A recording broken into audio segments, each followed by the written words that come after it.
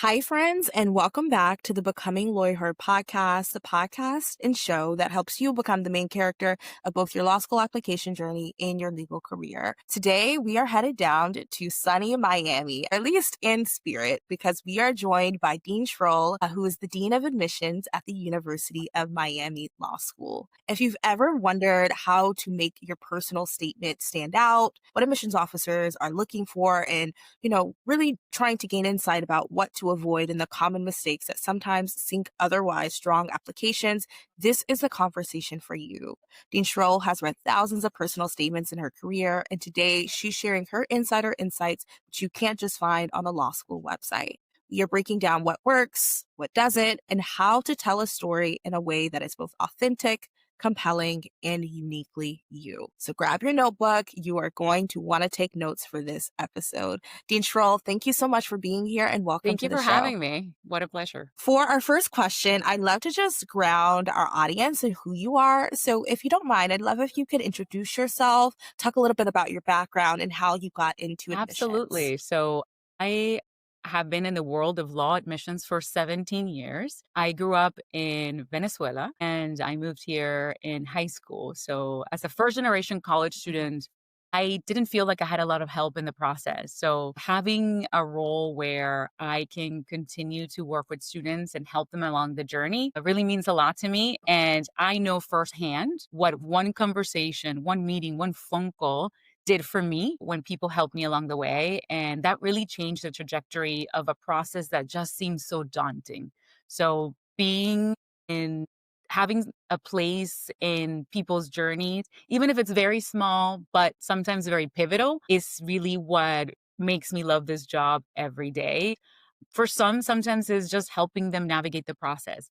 For some is really thinking about, is law the career for me? Should I be a lawyer? And for some is walking them through the process of not getting the outcome that they wanted and making a plan of what pathways they should follow in the next cycle or in other processes. So having that role is really have been a pleasure of my career and really what fuels me every day. I love that so much. And a common theme, it seems to be amongst the folks that we've interviewed, is that everyone truly comes into this because they have been where our audience was once before, feeling a little bit lost. And it brings me comfort, and I'm not even applying to law school, to know that there are people like you who are truly like rooting for applicants to not only be successful, but to find a good fit, it Absolutely. seems. I think students, when they come to us, they're always thinking like, oh no, I'm going to be denied admissions. Our job is to look for people that we want to admit. We're excited that we get this opportunity to shape the legal profession by bringing on amazing students who are going to change the world. And so I think that when you're looking into this process, always know that there's somebody on the other side looking to admit. You just have to provide us the evidence as to why we should admit you. I love that so much. That's such a perfect perspective shift. In expanding on that thought about looking for the evidence of why we shouldn't admit you, today's episode, as you know, is about personal statements, which is one big piece of evidence that an applicant could use. And so before we jump into the nitty-gritty of this conversation, I want to just kind of start at a bird's eye view. What role does the personal statement play in a committee's evaluation of an application? For me and over the years for the committees that I've worked with, it may be the most important piece of the application because it is the lens by which we look at the entire application. And you have 100% control over it as an applicant. So it gives you the opportunity to show us who you will be in our classes, who you will be in our community, and how you will contribute to the legal profession. So it really gives us a sense of who we're bringing on to our programs, which is why students should really invest the time that it requires. Personal statements have a big role because it really shows a reviewer whether you have what it takes to go to law school. And what do I mean by that? Because I feel like students really feel like the personal statement is this big mystery. Exactly. 2 pages. What can I say? And I have so So I much life think it story. helps students inform a little bit more what they should add when they know what we're getting out of it. So for us or reviewers generally, we look at the statement for clues. Like, what is your character, your principles? What motivates you to go to law school? Are you committed to being a lawyer and to the legal profession? And how long have you had this idea of going to law school? What are your unique experiences that may inform sort of what motivates you to go to law school? Is this the right time for you? Are you mature enough to handle law school? Have you exhibited enough growth and personal perseverance to be a law student? Law school is hard, so we want to make sure that you have what it takes and you are able to contribute meaningfully to our classroom experience and to everything that law school comes with. I love so much that you mentioned those questions because we've talked about in prior episodes the importance of brainstorming, right? Like, not just, I always tell people, like, please, like, don't write an essay about the story that you've been telling everyone about why you want to be a lawyer, which seemingly always begins with, like, since I was 7 years old, I wanted to become a lawyer, but like truly dig deep. And I think those questions that you listed could be really helpful for someone as they're brainstorming, their life's journey to this point. How do I figure out what to write about? I hope you all are taking notes about both about like where to brainstorm, but then also too, I always tell people it could be a good idea to have someone in your life read your essay and then ask them those questions. Like, what are your answers to these questions based off of what I've And written? also somebody who doesn't know you at all. So somebody who doesn't know you at Mm. all is really helpful sometimes to provide you some context as to what are the gaps of what you're showing the committee, right? So you have somebody brand new who's never met you, read your essay, and then you can interview them after they read your essay and ask them questions of what their impressions were of you just from reading that statement. And I find that that's a very good way to figure out what does the statement say and what does the statement doesn't say, and maybe sort of either confirm assumptions and sometimes really help fill that gap from the reviewer's perspective. That's so smart because it essentially mimics what you all do as strangers reading people's essays.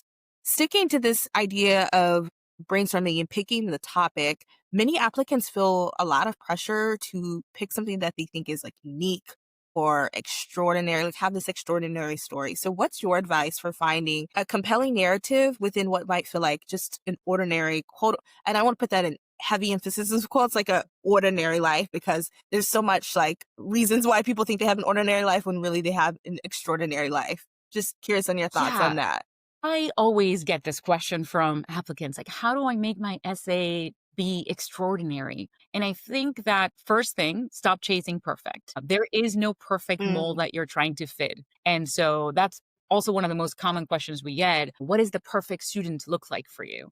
We don't have a mold that you're trying to fit in. We're looking for you and you in your authentic self. And so one, careful with using AI and Reddit and advice on the internet, because if you're reading it and you're using it, a lot of people are too. So that's the Mm. fastest way to get to generic. And in terms of authenticity, I think really focusing on having and spending the time of thoughtfully crafting your essay instead of chasing some of extraordinary events is important. When students really focus on how experiences have shaped them and how they have provided professional growth and how they have had the opportunity to reflect on lessons learned and really understand sort of and give us a glimpse of what they have, how they have grown and matured. That's what makes an essay authentic. It's finding that voice. And for some people, it comes easy. For most, it takes time to get there. And so one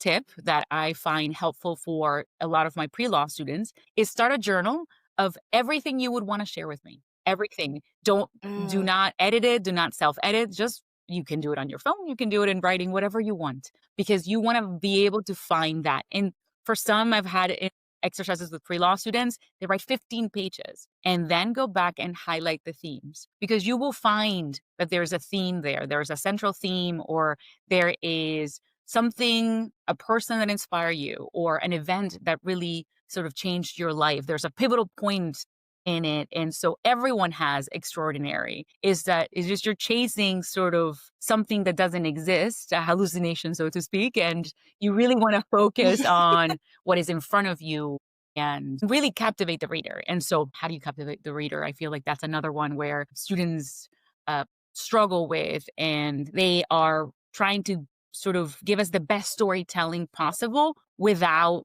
really using the right tools. So for me, vivid language and having very specific details about sort of the journey is the most helpful. And so let me sort of give you an example. My favorite essay of all times is about a guy who was sitting on a bench in New York City at a public park watching people Okay. walk by every day. And he walked me through sort of what that every day looked like at this job that he really didn't enjoy for 2 years in New York. And so he walked me how he came to understand that what he was really missing in his life was this passion and drive, and how he figured out that law school and becoming a lawyer was the right path for me. So there's Yeah. nothing extraordinary about that story. And so that's not the perfect statement by any means, but it is the way that he wrote it, the way that he used his words, how precise he was, how he gave me an insight of how he is thoughtful and mature, or how he grew over time. And that's what makes that essay extraordinary. And over all the years, because this essay was probably about 10 years ago. And Wow. so I really thought, it's like, wow, how well does he write that he can capture my attention out of thousands of essays with a basic story that he was just a guy sitting on a bench. And so that's where you want to get to. So don't chase the story. Be authentic, write about you. You are already extraordinary. That's why you're in this path. And so show it to me. I love that so much. I keep saying I love that, but I really do love that just because I think what I've always, I guess, struggled to communicate about personal statements and kind of like what I've heard from folks about what makes them compelling is really this idea that they're reflective essays. And the deeper you go, the more honest you are. It's not necessarily like that thing that they're talking about, but it's that reflections that they're drawing away from it. And so, to your point, everybody can be extraordinary in that way because everyone could experience the same life as this guy in your essay, go to the same job, but what he pulled from it and was able to show you in the essay, which is probably different than what someone else might have done that. Absolutely. So another component of picking this a personal statement topic is the decision to talk about something that maybe is difficult or a negative experience or something that you've had to overcome. How can an I guess I want to give you an opportunity, one, to share your thoughts about whether an applicant needs to do this. I think I know the answer to that based off what you just shared.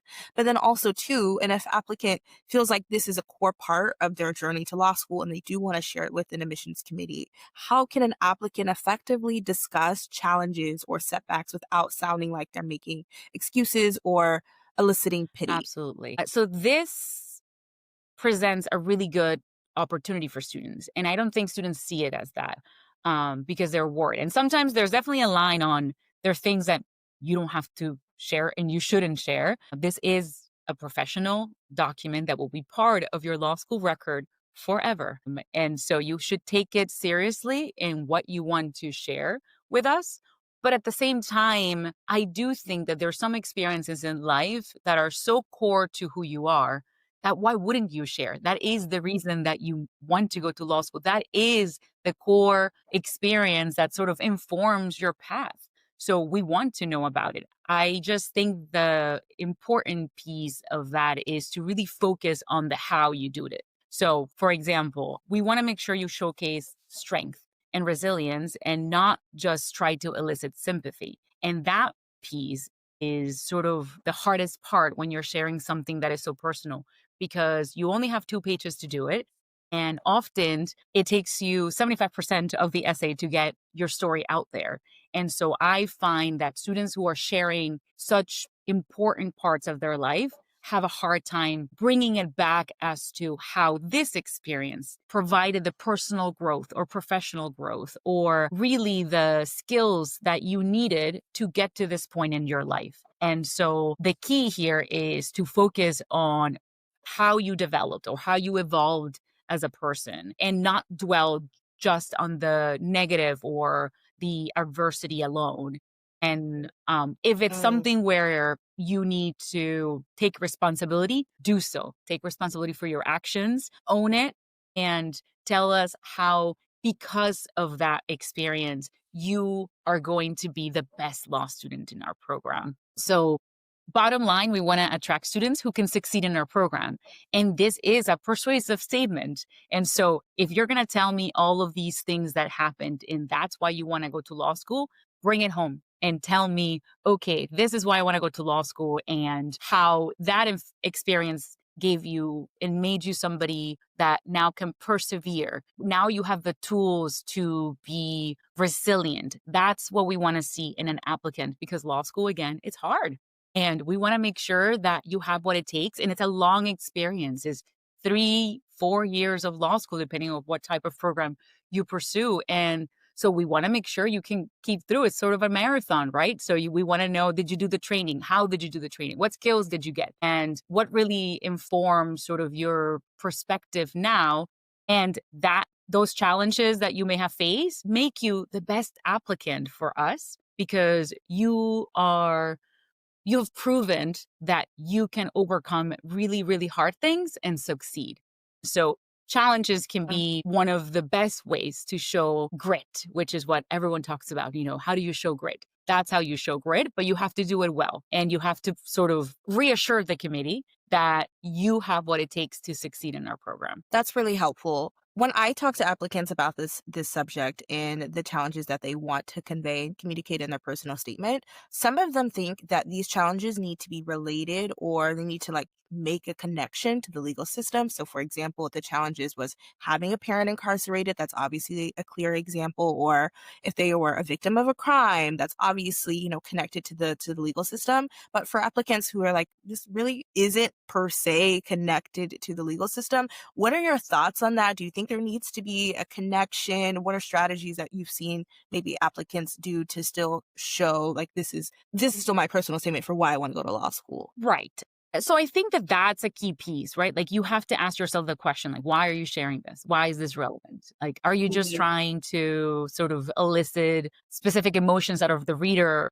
Or is this going to give the reader confidence that you have what it takes to succeed? And so you don't want me to feel bad for you. That's not the emotion you're trying to elicit. You want me to feel confident that you have what it takes. And so ask yourself the questions like, does this story, strategically speaking, when you're adding it to the application, help me advance that for the reader? Help me advance that there's no question that I have what it takes. And so some stories fit and some stories don't. Just because you have a good story does not mean that it belongs in the application. And that's where strategy in the application is extremely important. You don't want to share everything about you. Yes, we want to know whether you are the right candidate for us, but you have to exercise good judgment and show maturity and self-awareness to understand whether that is important to provide evidence that you have what it takes to succeed. And I focus on that because that is ultimately what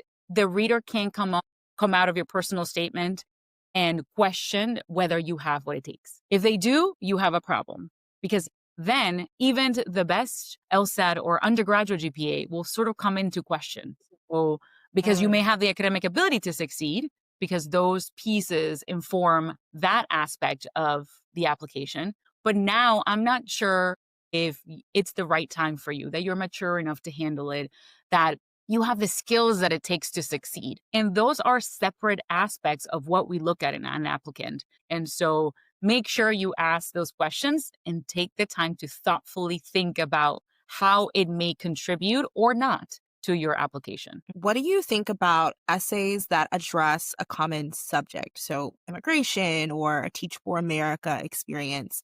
Are there specific techniques or reframing strategies? This may be something that you kind of touched on earlier that can help them find a unique angle, so to speak, or reveal that profound personal transformation from that experience beyond just that experience, what that experience was. Yes. First, those are not as common as people think. And so there may be common for a particular group of schools or a particular region, but even in that format is actually not as common as people think. So I think that sometimes that is informed from, again, Reddit or Google or so on. So I think we have to be careful about overthinking it in that way. There are common circumstances that we see in the application process, but I think that any common circumstance can become unique as long as you focus on how that circumstance impacted you and how it transformed you and how it shaped your reasons to want to go to law school. I think that focusing on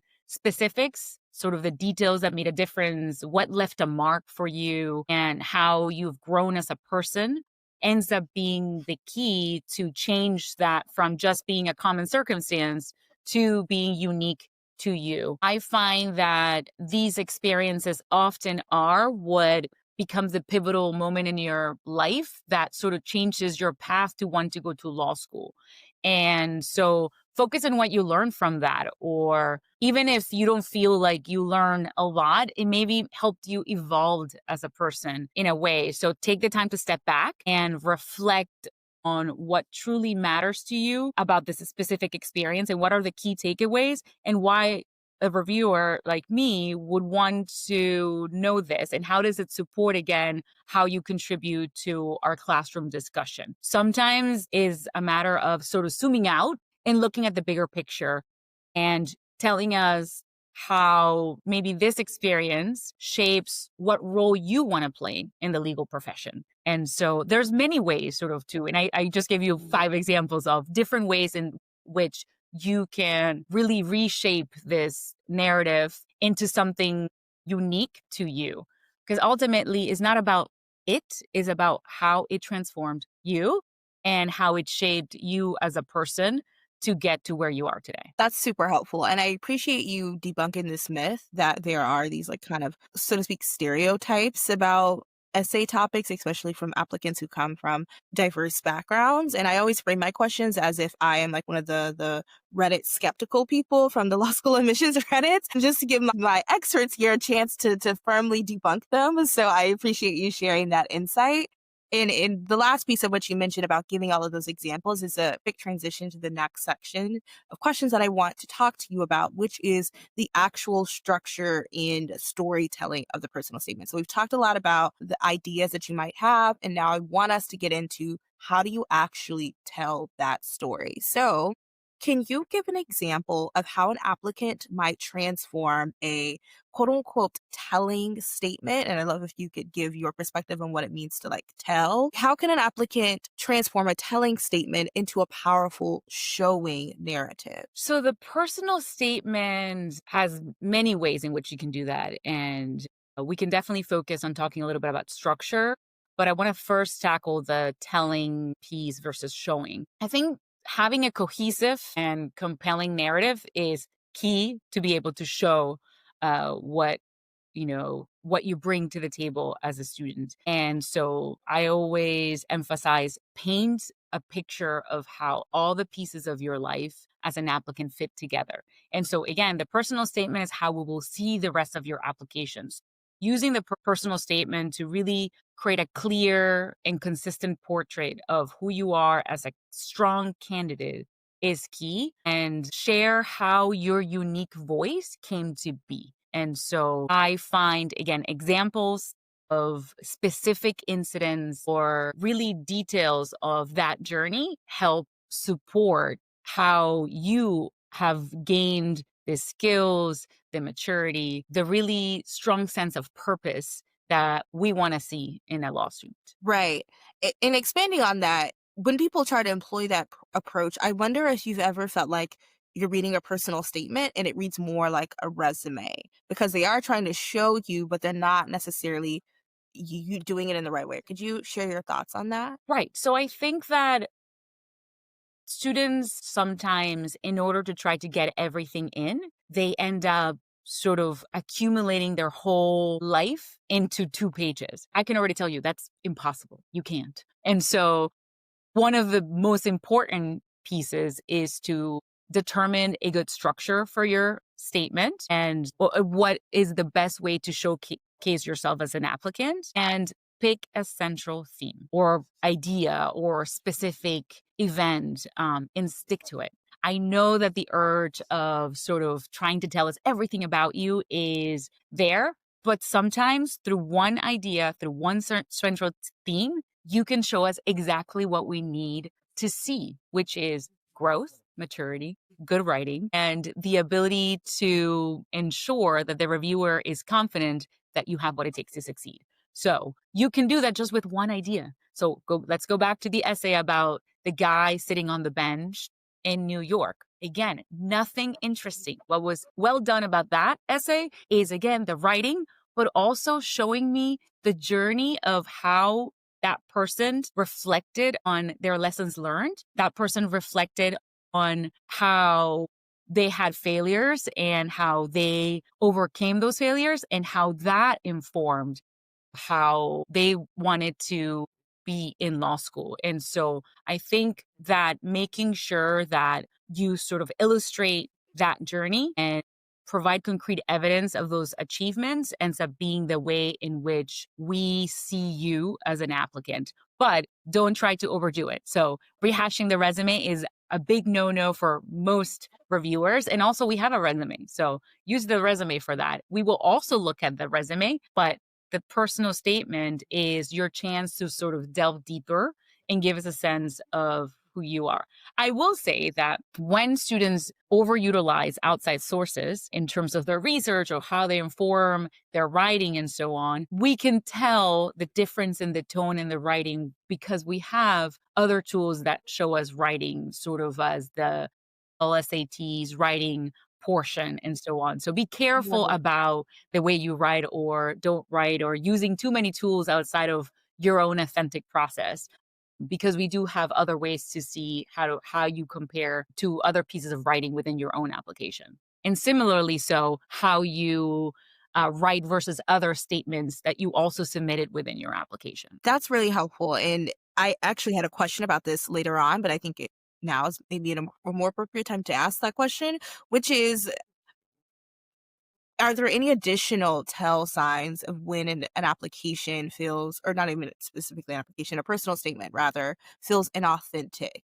And what do you what do you attribute to the reasons for why that essay might feel inauthentic? Think the authenticity part is something that people really struggle with. And because they're like, it can't just be that. It can't just be that they want to know about me. Like I'm missing something. So I find that applicants who sort of don't take the time to actually craft their essay in a way that is going to really make you push yourself and self reflect. The personal statement, by the way, is an exercise. It's an exercise of self reflection. And so we want to make sure that you went through that process when writing the statement.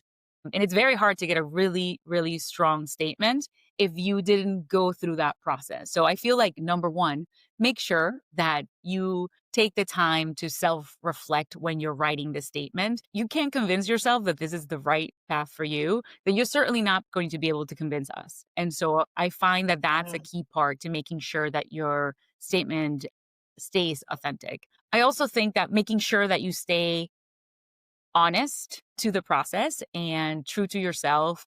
And when you're talking about who you are, what you care about, and what motivates you, especially if this particular school has interviews, because if you tell us all these things that of who you are, and then we get to meet you and we're like, well, what happened to the person in the statement? So you never want that Right. experience. That is a bad experience in the process for a reviewer because you are so excited to meet you and I learned all these things in your personal statement, and then we meet you, and it sort of falls flat. And I'm like, what happened to all of these unique perspectives that you gain, and so on? So that's also another important piece of making sure that it does reflect you as a person. The language needs to feel natural. I think people overdo it with using language that is complex to show higher intellect. And I don't think that that is something that you want to do. I think make sure you read your essay out loud and sound like a human, not like AI wrote it, but certainly also somebody who has a genuine voice. And so making sure you read it aloud, especially to your friends. If your friends are like, that does not sound like you, they're probably right. So again, the idea of becoming this perfect applicant often is what gets in the way of being authentic. And so don't try to be something that you're not. Nobody's perfect. And we don't want perfect. We want people who that can share their moments of struggle and failure and uncertainty and show us how you grew from that. That is somebody who has grit. That's somebody who has a proven track of overcoming difficulties and struggles. And again, we Mm. want to know that you have a proven track of succeeding. And so that's also something that can show authenticity. Excellent. Getting back to how people show authenticity in their essay from a little bit of a bird's eye view, thinking about structures again. At LawyHer, we talk all the time about three common essay structures that we've seen in a lot of successful personal statements, that being the narrative approach, the issue-focused approach, and the vignette approach. Don't worry, for our audience, I will link some resources that explain more about what those are. But I'd love if you could share some examples of effective essay structures that you've seen and why they were effective in reference to the topic they were addressing. Absolutely. So I think all of these statement or structures can be made into successful personal statements, and they all have pros and cons. And I've seen them all be winning statements, and I've seen them all be statements that they didn't just make the mark.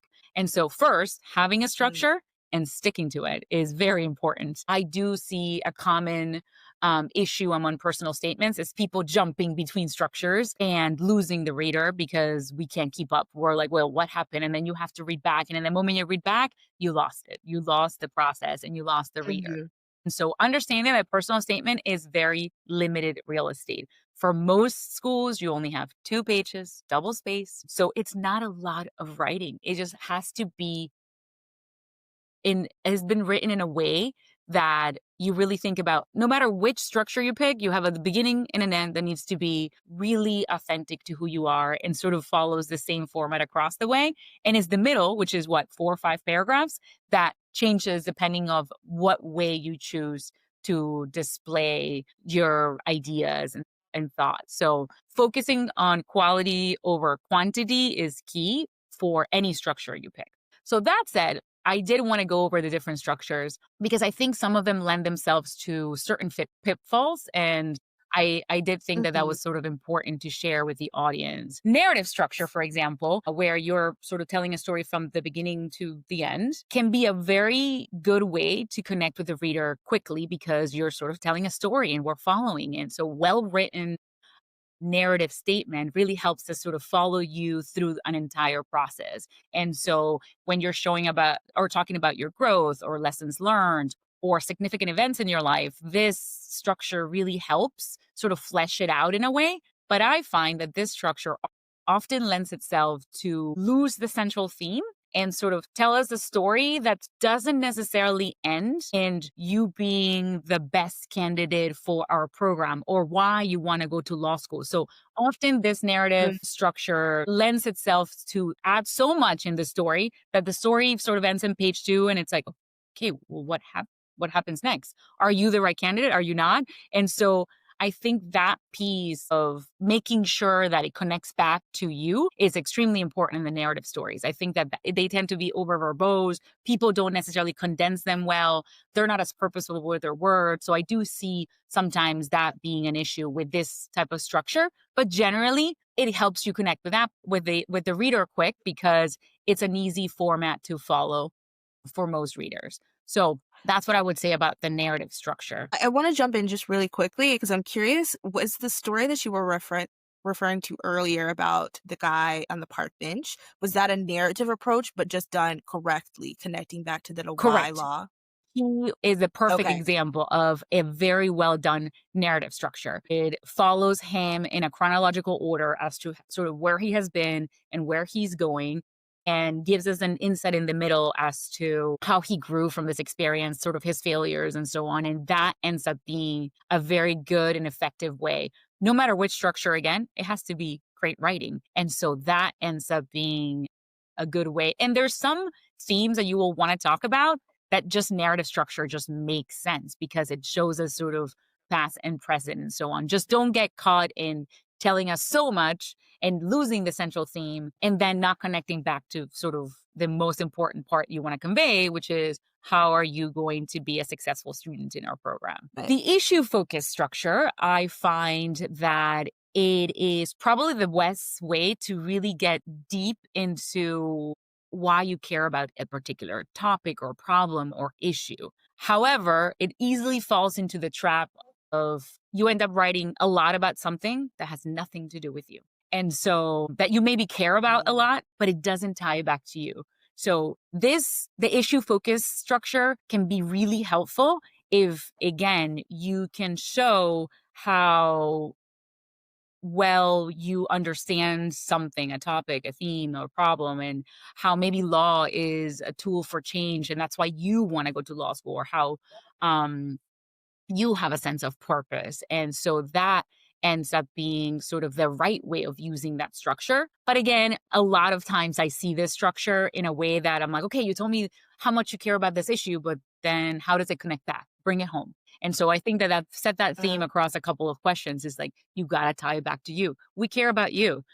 That's what we care about. So don't lose sight of that, no matter which structure you use. But especially in this one, I think that students have a hard way of connecting it back. So be more mindful when you're using this structure that that is where sometimes students sort of lose their sense of where they're heading in their journey, what their commitment to going to law school is, or why they want to go to law school. And when I'm saying that, by the way, I'm not saying in the last two sentences of the personal statement. And that's why I want to go to law school at University of Miami School of Law. Please admit me.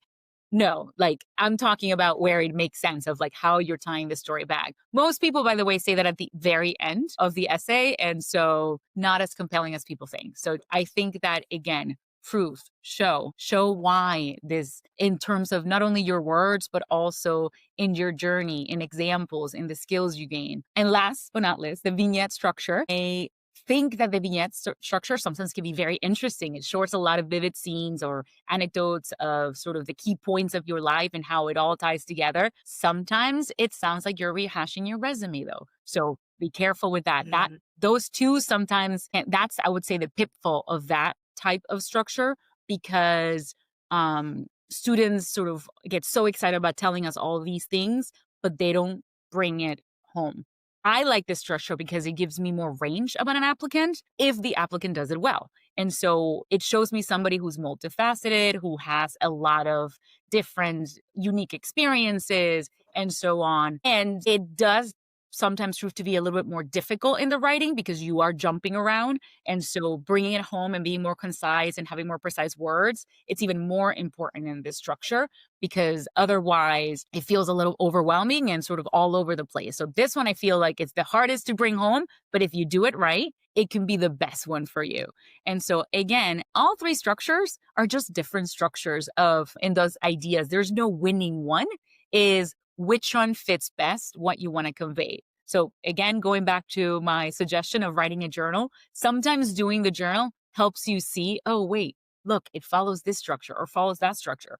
I think students should spend the time to maybe do it in two different structures and see which one pans out. But that takes time. No personal statement should be written in 2 weeks. I'm sorry. It's just not even the best writer. The essay has to mature. You have to see it in different lenses, in different ways. In 2 weeks is just not enough, even if you spend every single day writing. So my best advice is to make sure that you take the time and take this process seriously so that you can really put your best foot forward. Thank you. Well, first of all, thank you so much for that free masterclass breakdown on how to address the personal statement. There were so many helpful and practical tips, that questions I get all the time. So now I'm just going to start pointing people to this exact moment in the podcast. But I want to jump on a couple of things that you mentioned in your beautiful explanations. One being this idea of like the couple of lines at the end, and they're like, that's why I want to go to University of Miami Law School. Or even some people think they're like doing it a little bit better, and they'll add like something that they see on your first page of your website, like, oh, I see, I want to do this clinic, and they just kind of tack that on at the very end. What are your thoughts on the why law paragraph? Is it necessary? Can it be done right, etc.? Yeah, I mean, I would put that as one of my most common mistakes that I see. First, it tells me that you didn't use your very expensive real estate very well, because, you didn't really like tie it in a way. You just sort of added it at the end and just sort of without any thoughtfulness. And so I do think that may lose points, even in a very well-crafted statement. Don't make me feel like I'm your afterthought. I take it personal as a reviewer. It's like, oh, you had such a great essay, but then like, you were just like, okay. So I think that we invest so much in the process. We craft the questions. Many of us are involved in sort of crafting the language that goes on our website. So please don't copy the language from our website, because I am the first person to flag it because I wrote it sometimes. So then I see my text in your essay and I'm like, you couldn't even change it up. So I do think that making sure that you take the time to really reflect is important. Yeah, I couldn't agree more. And going on to this reflection piece, I just wanted to reemphasize the piece about what you said about not writing your personal statement in 2 weeks. I think a lot of people do this because they're so focused on the LSAT for a good reason. And maybe a lot of folks even think, I'm a good writer. I wrote like a really excellent undergraduate essay, and they don't prioritize the personal statement and don't give themselves enough time to really, as you said, like let it process and sink in. Just wondering quickly if you have thoughts about how does an applicant know when they're done with an essay? I'm of the thought that you're never done. It's like with writing, you're never done. You can always fix something, change something. It's sort of, and writing always evolves. So, but you do have a timeline. And I can't stress enough the importance of applying early in the process, especially in very competitive years. So it has to be when you feel strategically that your essay has reached a point where it best reflects you. And I know that's hard. It's a balance of getting to a place where you feel like, okay, I gave it my best. And this is a good reflection of the type of person that I will be at this person's law school. And I think that carries a lot of weight. So at the same time, I don't think that the essay is the last thing you should write. And a lot of people leave the personal statement after, because you're right. If you're committed to go to law school, you have to take an assessment. You have to prepare your application. You have to sort of get everything line nine. And there's all these roadmaps that you have to follow in terms of the timeline and start early and making sure. And I 100% agree with those things. But the reasons for why you want to go to law school and what motivates you to law school started a lot earlier than when you started this timeline. And so I find that students can spend time on the personal statement and not maybe writing the final piece or document, but really thinking about what you want to include there, even if it's in just your phone on a notepad or whatever, and making sure you graph like, okay, I would love to share. And so as an exercise, if you are listening to us today, write it down, right? Like if you met me today and you heard what we talked about, what would you want me to know? What would you want me to know about specifically what you bring to law school? What skills you've gained? What challenges have you overcome that just make you an amazing student? And how maybe experiences or particular people in your life have influenced you in a way that you find that you are just different than anyone else because you are uniquely positioned for my institution to be an amazing contributor, to be a leader in our community, to be the next amazing lawyer that graduates from my institution. And so if you can answer those questions, I promise you your personal statement is there. And so don't focus on the writing first. Focus on the thoughtfulness first and get to a place where you're like, okay, this is my story. And you'll see that the writing comes easy after that because we just gave you a lot of tips on how to figure out the structures and the different pieces, but that comes after. Don't try to get your story while you're figuring out the structure. The structure is what you use after you already figured out what your story is. Thank you for sharing that and expanding on that thought. My final comment on the masterclass that you gave us. So I really appreciated you hearing you say that one of your favorite structures is the vignette approach. One, because that's the approach that I wrote, but also two, I just think it's a fun approach because it gives readers or it gives the applicant an opportunity to have a theme in their application, which goes back to the brainstorming. Like if you're one of those people, you're like, I have so much lived experience. What do I talk about? Going back to your idea of listing out all of those things in a notebook and then pulling out that theme. The vignette approach, I think, could probably be helpful for you to talk about that, but then applying or figuring out what that theme is to avoid the con of that, which is like it reading like a resume. Even still, though, sometimes I think applicants feel like, okay, I've done that, but my essay is just not 2 pages. Now, I'm confident I know the answer to this question, but I want to ask it anyway so that we have it on the record.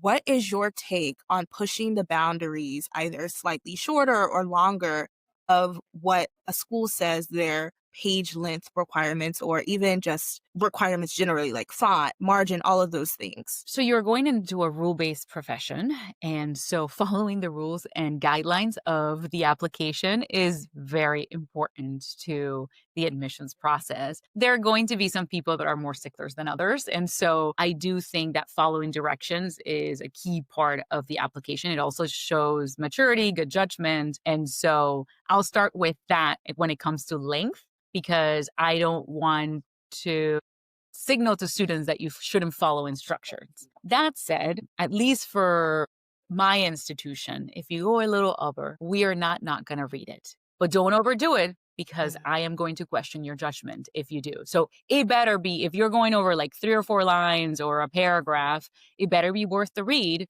because otherwise it's going to be like, you just wasted that space. You should have done it, cut it a little shorter. And so again, strategic decisions is part of the process. We are testing your ability to make good decisions when it comes to this process. So if you're going to break a rule, make sure it's worth it, because otherwise I'm going to charge you for it. Right. And so I do think that generally speaking, you want to follow instructions. So stay within the 2 pages. At the same time, I don't think I've ever read a statement that was 1 page that was compelling. Most of the time, I'm like, you had a whole second page. What happened? And so maybe it was well written in 1 page. Maybe it told me something great in 1 page, but I always feel like I gave you 2 pages. You should have used them well. And so there's no way that you don't have 2 pages, double space of words to tell me about who you are as an applicant.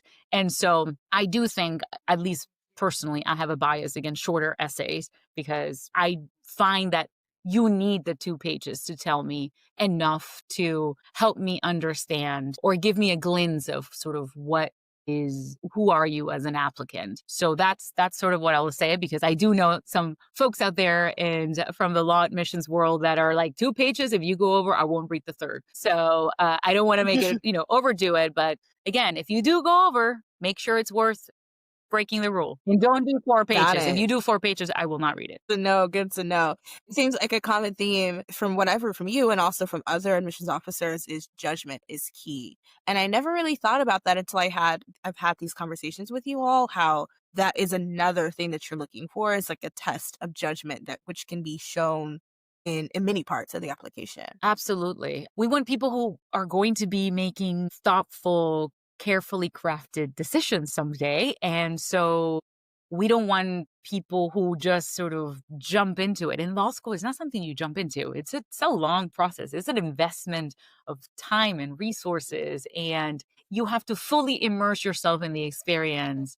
And first year, as any lawyer will tell you, it is the hardest year, but it's the best year. It's where you get to learn how to think like a lawyer. And that seems like a lot, and it is. It sort of really modifies the way that you see the world after that year.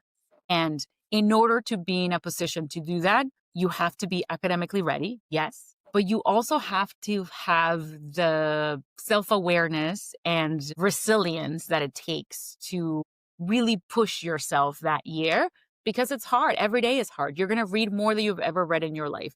You are going to be tested in ways that you have never been tested, in terms of your abilities to really comprehend a lot of dense material and be in a position to thoughtfully craft answers on the spot and be ready to engage in meaningful discussions with your colleagues and with your faculty, and really kind of push the boundaries of what you ever thought you would have done earlier in college. It's nothing like college. Even your hardest class in college is nothing like it. And so I find that the biggest test to figure out whether you have what it takes from the application itself is to look at all of the decisions that you made in the application process, and especially the bad decisions that you made. And that is important for the reviewer, because it tells me whether you're ready to basically make the biggest decision of them all, which is to actually engage and go to law school and be an amazing student. You mentioned this a little bit before, but I wanted to give you an opportunity to expand on any other common mistakes or pitfalls that you see folks make in their personal statement that can hurt their chances. Absolutely. So common mistakes, there are a lot of them, but I sort of have them by theme. So AI, Okay. I think people overdo it with AI for sure. Uh, Mm, AI is a tool to help you. If you're allowed, by the way, you should definitely read the instructions of each application. Some schools are AI friendly, some schools are not. And so, certainly, I think most law schools don't love generative AI, meaning that AI writes your essay for you. Nobody wants that. And you don't want that. And so, mhm. if you want to use AI to bounce ideas and to sort of think about how to get to the right place, sure, give it a shot. It can't hurt. But don't have AI write your essay. It's not going to be as good as the one you wrote. It's more likely Mhm. to sound like somebody else, and then we can get into some ethical issues and so on. Very worse. And in the best case scenario, it just sounds generic. And so, I would say that now, especially, it's people cheating themselves if they think that that's going to get them the, best statement possible. So giving up the idea that there's a mold that you have to fit in. And I think that because often students interview a lot of people, they're doing a lot of research about a particular school. They do a lot of research in terms of meeting with their alums and so on. And sometimes the alums will provide feedback about sort of how they got into law school. And sometimes if you find a pattern, you assume that that's the mold that we want. We're not looking for a particular student. We're looking for students who can be successful in our program. We're looking for students who are going to contribute to the classroom. We're looking for students who are going to be excellent lawyers one day. We're looking for students who are going to meaningfully contribute to our community as a whole. But we're not looking for a perfect particular mold of student. And so we look for students from all walks of life. So know that before you're trying to sort of pit yourself into a particular type of applicant. I find that students who did not spend the time to really craft their materials, you can easily tell that they lack focus. They don't really have the structure in any part of their application. And sort of there's no clear story anywhere. I feel like sometimes I still read on paper. So sometimes I feel like I have to okay, well, wait, what? Didn't he say something in this personal statement? Or didn't she say something about, that particular, resume? And and I have to jump back and forth. And I do think that that ends up being a very distracting thing for the reader. And so that lack of focus and structure is key issue that we see. And so if I have to connect the dots for your story, you're making me work too hard in the application process. It should come like, okay, again, I'm looking for ways to admit you. Make it easy for me.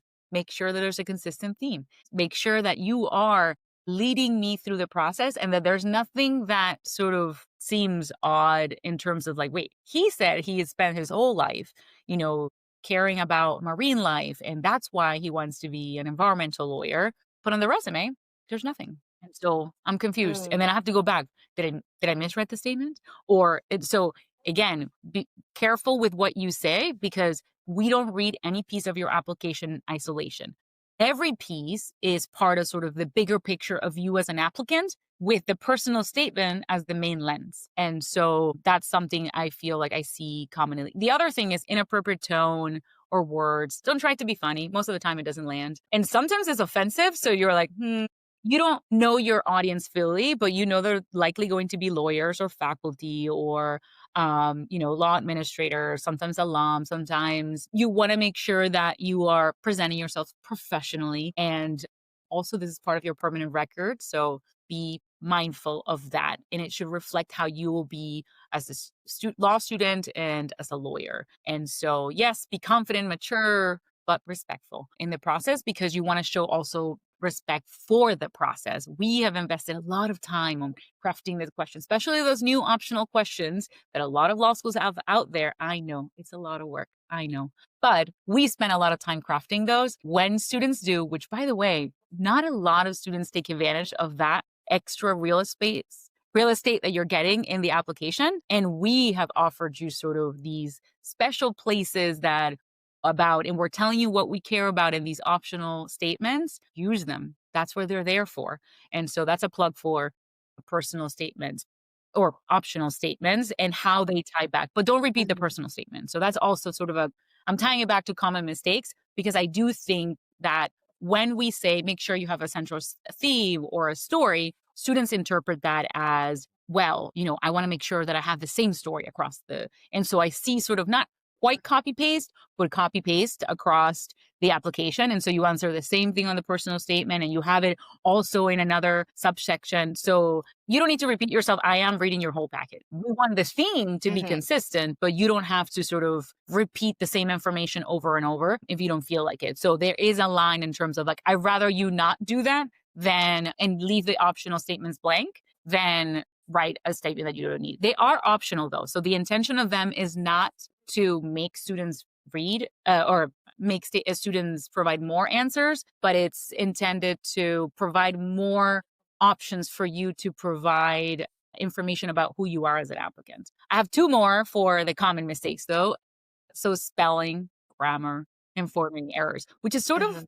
if you have AI, why do we have these issues? And so I Mhm. think that AI, all it has done for admissions people is it has like make the bar that much higher because now we read all these beautifully crafted emails every day. So then when I read an essay that has all these glaring spelling errors and formatting errors and all kinds of interesting stuff, and I'm like, you have no excuse. You have Word. You Mhm. have whatever other systems that you're using. Like you have ways to make sure that the statement is where it needs to be. So failing to proofread shows that maybe you don't care about the process. Maybe you don't take it seriously. Mhm. And are you not going to take law school seriously? And so that's where we see we still see a lot of that. And so I feel like the difference now is that the bar just went that much higher. And you already talked about rehashing your resume. So that was my last one that I was like, okay, don't rehash your resume. And certainly don't tell me that you want to go to another law school at the end. That really is the killer of all personal statements. Because even if I loved your statement, Nice. then you tell me you want to go somewhere else. I'm like, what? You had me. You had me. That was my nightmare. When I was I quadruple checked all of my because I was an applicant who made that mistake of, like, feeling like I needed to have, like, a why this law school. I only did it for my top, like, 6 law schools, but I had nightmares about submitting the wrong file for the wrong it was a lot. So I appreciate you sharing that. One question I had as you were talking about this is about openings in a paragraph, and so I'm wondering if you think there's any misconceptions or where people might go wrong and thinking that they need to have a strong, engaging opening, or maybe you think that they should. I think students think that we want fireworks at the beginning. For me, the opening statement just needs to be clear and do not have long sentences in the part of sort of the opening sentence of your paragraph. I think that the first sentence is very important, but not because I want fireworks out of that sentence, but because it sort of leads me into your statement in a way that needs to be concise, straight to the point. Long sentences, which for whatever reason, it's students can't help themselves because they want to share so much and it feels that way. And so then I'm like, wait, what? Like, I got to read back. And so if I have to read back, that's a problem already from the get go. So you do want to spend a lot of time throughout your statement, but especially at the beginning, again, you're not looking for magical words or you are not trying to sound smart. That's not what we're going with. It's you want to be clear, make sure that you're using active voice. We like it. We don't like passive voice. If you haven't heard that, that's very important for us. And also active voice helps you sort of inform the reader in a way that serves you better in a personal statement, in my opinion. There are ways to use passive voice, but at the beginning and especially at the opening statement, I would stay away from that. Some people sort of jump straight into their story. Some people sort of begin with a question and sort of to spark curiosity. Don't try to be something that you're not. And so I think that whatever format you want to do, you want to make sure you are purposeful with your words and keep it meaningful to like being precise with your words. I find again, long sentences is probably my big like don't do it because it doesn't land well and it makes me have to double read. But any other format like spark curiosity, like anything that's going to like specific examples of sort of you start with an example of that leads me into your story, or maybe you just jump straight into the story, or maybe you want to sort of ask a question in a way that kind of opens this story. That one sometimes be careful with questions like that You don't want to cross the line to challenging the reader. You know, that sometimes doesn't land well. So don't challenge the reader, but you do want to find a way to engage. The one for me that never lands is quotes. I was just about to ask about Quotes that. never land. They never have, because then I'm like, it's distracting. Like, why? Like, you could have used your own voice. And sometimes if it's a quote for somebody, you know, like a famous writer, I'm like, did you read the book? And now if you use that quote, I will ask you about it if I get the chance to interview. Because now I'm like, this person used the book. Let's see if they actually read it. It's always like my question. And so, but generally I find like these quotes tend to be very long and distracting. So personally, I'm not a super fan of quote or statistics at the beginning. They seem distracting and sort of stay away from. But any other format, it's a matter of choice and really figuring out what's the best way to sort of jump straight into the structure that you are committed to. Super helpful. You mentioned talking about the variation of sentences, right? Like importance of short sentences at the beginning and how long sentences can be distracting. When students are editing their essay at the granular level and looking at sentence structures, beyond those things that you mentioned, are there any other things that they should look out for? And also, too, want to give you an opportunity to talk about any cliche sentences that they should avoid. Absolutely. There are so many things that we can talk about in terms of the editing piece. So I wanted to sort of focus on a few. So the cliches are one that I think come up all the time, at least in my process, is thinking outside of the box is a common one.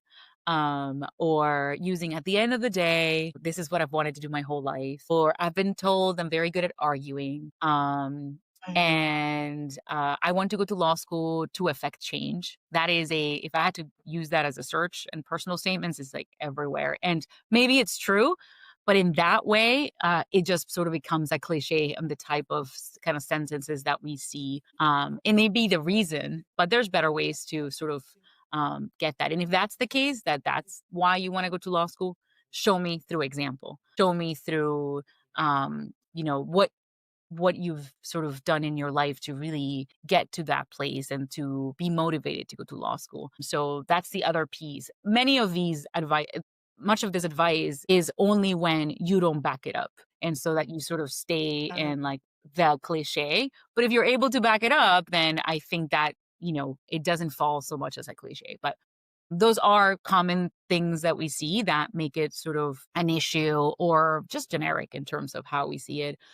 I want to make sure that students really emphasize action and agency in their writing. And so that's another one that I lose sort of interest when the student is kind of all over the place or doesn't follow a structure. And so that tends to be a big issue and I think that's something you can catch in the proofread part. Avoiding sort of generic statements and interchangeable statements that could be about anything and everyone, that tends to be. And so once you write your statements, a good test is to take all the sentences of that statement and separate them in bullet points and read them all individually. First, to see if there's a lot of repetition or sort of a lot of sort of similarities between pieces of a statement, and also to try to catch like if any piece of the statements didn't say much about you and there just could be about anyone. And sometimes it is. And if it is, then make sure it's backed up well. And so I do think that ends up being a big piece of, we talked about the long complex statements in terms, especially at the beginning, like I see a lot of sentences that are just way too long everywhere. And because of double spacing, that ends up being the thing. It's just like, it ends up being like a full paragraph sometimes. So I can't stress enough, don't be creative with your font choices. It is strange. Like I know that there's a lot more fonts in the world now. Wonderful. Use them for stickers or whatever. But for the statement, you know, I'm New Roman. Like there's nothing bad. It's okay being basic with the fonts. Arial, things that you can read. Aptos, you know, like easy to read. That's the one. Certainly don't mess. I have a few students here and there who like mess with the spacing between letters. Don't do that. Like to save like what, 1-2 sentences, because then I'm like, are my eyes okay? Like, it's like, I'm like going back and forth and, you know, I'm of a certain age where I'm like, maybe I need reading glasses. Like, what's going on? And so then I'm like making sure that the spacing is like something happened here. And so don't mess with the spacing, especially between letters or between words. That ends up creating, again, making it harder to read. You never want to make it harder for the reader, and just be confident. I think that, I know that's not sort of an editorial, but I can't stress enough that this is a statement where I need to make sure that you have what it takes. So having a confident tone, not overly confident. So don't get to the level where I'm like questioning your judgment, but confident in your writing and your thoughtfulness and how respectful you are about the process. And so that's what I want to see. Love that. Well, I have one final question about the personal statement until we move on to what maybe is a more fun part of this conversation, which is talking about Miami. And that is, about how long would you say on average does it take you to read a personal statement? I find that in most essays, 5 minutes at most. I'm a fast reader. I've read, 17 years worth of essays. I don't glance though. Like I fully read still. And so I do pay attention, and I'm the person that pays a lot of attention to transitional sentences. I find that the hardest part of essays is really having a good structure when it comes to your transitional sentences between the paragraphs, especially right in the middle, because sometimes, let's say I'm reading and I try to be very mindful about my reading time. So I turned off every notification possible. I sort of like close down. Often that's why I read in the evening so that there's no distractions. But if I have to read during the day and there's a phone call and so on, the transitional sentences is what gets me back to your statement in a way. And so I want to emphasize again sentence structure and making sure that you're mindful of every piece is sort of a puzzle for me. And so and it is what gives me back. And so if I read something doesn't make sense, I'm going to go back to your transitional sentences and sort of how you lead yourself through the essay.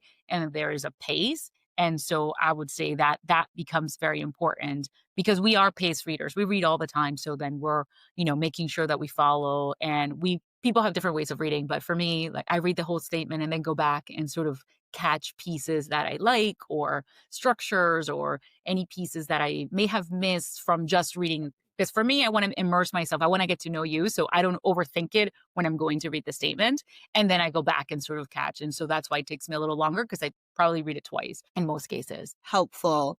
Awesome. Well, now is time for our final section of this interview. I love giving our guests an opportunity to kind of brag or expand on their school and give you more insight about why you might or might not want to apply to their law school. So, Dean Schroll, I'd love if you could share, what is the community like at the University of Miami Law School? It is, I can't emphasize enough that our community is lively and interesting and just friendly. We have such a good community of students, of faculty, on staff. I think it reflects sort of the fact that we attract people from all walks of life, and it shows. It shows in the type of engaging conversations that we have, the type of events that we have, and sort of symposiums that we have. It shows a sort of a wide range of sort of everything we have to offer, and also are very, very engaged and proud alumni community. I can't stress that enough. They are part of everything, every class as a speaker or every event as a panelist. And we want to make sure that sort of students really have that warmth and in the community, and we work really hard as staff members to support them in that way. And I think that Miami just brings that with all of their very, very strong, proud alumni. I don't have the privilege to be a hurricane, but I am a hurricane at heart by representing them every day. And I do feel like that piece is magic at So Miami Law offers a large range of joint degree programs and specialization areas, from entertainment law to sports law to international arbitration and taxation. Could you explain how students typically navigate these pathways and how these opportunities can potentially help shape their career and journey? Absolutely. The range of opportunities at Miami in terms of programs that we offer is really outstanding. We have programs in almost all 18 areas of study available. And students, when they walk through the door from the admission side and sort of they step, so this past week was orientation. And so they're walking through the door from day one. They have a student affairs team that supports them every part of the process, academically, personally, and professionally. So we are looking a team that walks them through every step of the way to orientation. And then we have an incredible academic achievement program as well as a bar success program. And then on top of that, we have a layer of peer-to-peer mentorship program and alumni mentorship program. And that all comes before you work with career development in our Office of Career Development. And there's a whole team there dedicated to sort of getting you to your career path. All of these offices work together and they are really mindful about how students sort of experience the law school process. And so we, on the admissions side, create the bridge to come into the program in a way that we slowly introduce you into our community as you're part of the admissions process. And then when you arrive, every day of orientation, you sort of see the faces that we've introduced you through the process.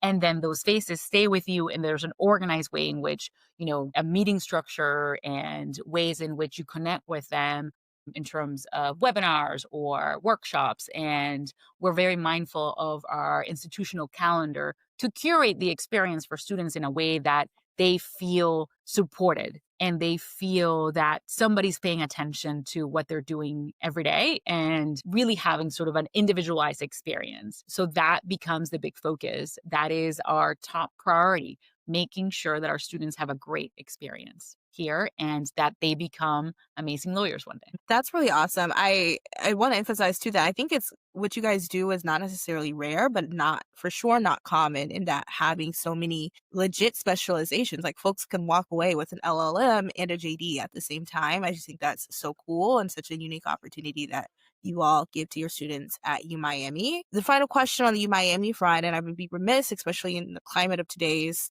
world we're living, if I didn't ask this, how do you all make scholarship decisions? Absolutely. So scholarship decisions are easy at Miami. Every person is considered in the application process. So once you're admitted, your application moves straight into the scholarship process, and every applicant is reviewed through sort of a different committee. And the process is merit-based, but with a very much holistic approach. And yes, it's highly competitive, but we ensure that every student is reviewed through that process unless there's no special application and so on. And we're proud to have a very competitive or very generous scholarship process. So 65% of our class this year received a scholarship. That's awesome. That's awesome. Well, we have covered a lot of ground, and I have so appreciated your candor and transparency, but also just how positive you have been about positive and both encouraging about this process. And I just wanted to give you an opportunity to share any final last words of encouragement for anyone who's considering to apply to law school this cycle or a cycle in the future. So for me, the law school application process was so scary and daunting. And I felt like I had to do so much research and ways that I felt sort of lost. And so if you are that person out there that you feel that you're completely overwhelmed by the process, know that there's a lot of people on this side of the house who want to help you. My job is not just to review your application. My job is to help you navigate this process and make it easy. We want to help you. If you go on the Miami Law website, it is at the top, connect with us, because we want to help you before you become an applicant. We want to sort of give you the advice that you need to be successful in our application process. We are out there at recruitment fairs, at LSAC forums.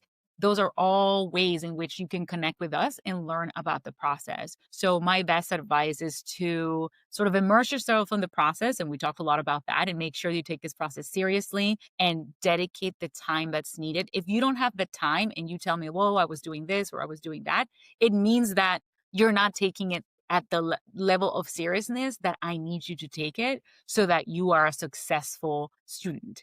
And so know that we're rooting for you and we're looking to admit you. So give us the reasons to admit you by making sure you have a well-crafted, thoughtful, well-done application in a way that, really makes me want to root for you. Especially in schools that have committee structures where we sort of have to talk among a group of people and we're like, okay, well, this person really make me be the person that I was like, no, that's it. This is my person. I want to make sure that this person all those people, doesn't matter. This person needs to be it. And so make me want to, be your cheerleader in the process and make sure that I have the opportunity to sort of be proud of your application. And we are in this business, especially people that are part of this podcast, because we care about the application process. We care about the integrity of the application process. We care about making sure that the right applicants are receiving the support that they need to make sure that this process is not so daunting, and that we bring into the legal profession people who are going to be amazing contributors to the legal community. And so we care about the process, and we care about every aspect of sort of the admission cycle.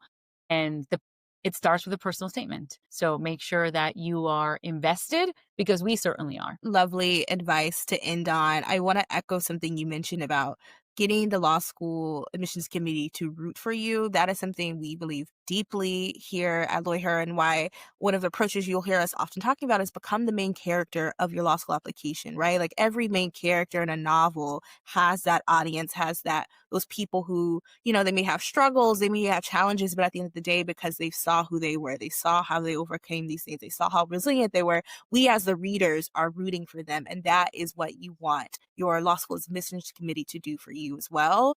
In addition from that, I hope our audience also takes away, like you said, that there are so many people out there who, even if you feel like, I don't know how to get these people to root for me, I don't know how to form an application, truly, truly, truly heed Dean Schroll's advice and reach out to her, reach out to us, reach out to other guests on our podcast. There are so many folks who are rooting for you to join the profession. So again, thank you so much, Dean Schroll. It has been such a pleasure and a fun conversation with you Yes, today. it was so fun. And I hope the audience really takes advantage of all of the great programming you're putting out there.